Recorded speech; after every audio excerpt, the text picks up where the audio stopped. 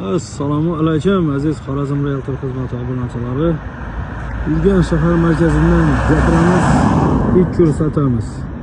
Ikki xonali ofislik ko'chanlik kvartiramiz sotib chiqibdi. Shuningdek, bunda zonalni, buyog'imiz Xonka yo'li, buyog'imiz Jaloliddin istirohat bog'i, buyog'imiz Elektroset, buyog'imiz vokzal.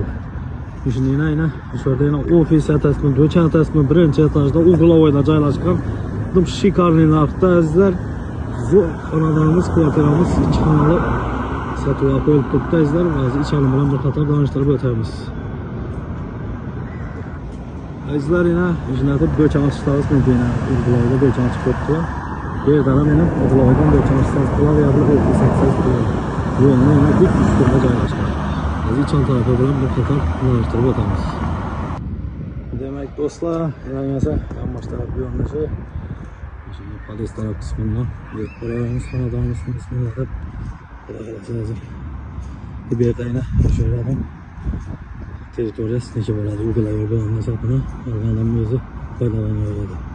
Demak azizlar, podest taraf qismimiz akkuratni plastiklar bilan jihozlanib, birinchi etajga eshiklarimiz o'rniga qo'yilibdi. Bismillah deb ko'rsatamiz.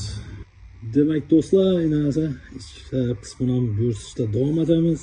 Girganingizdan shundan chap qo'lingizda prixoshka joylashgan. Shuni o'ng tarafga qarasak, bir prixoshka qismini bir kuxnya etib kengaytirilgan xonalarni sal kengaytirilgan holatda yana ko'chirib qo'yib ketgan xonadan yezi. Beri sanuzel qismi. Mana shunday asfaltni yopib qo'yish shart emas.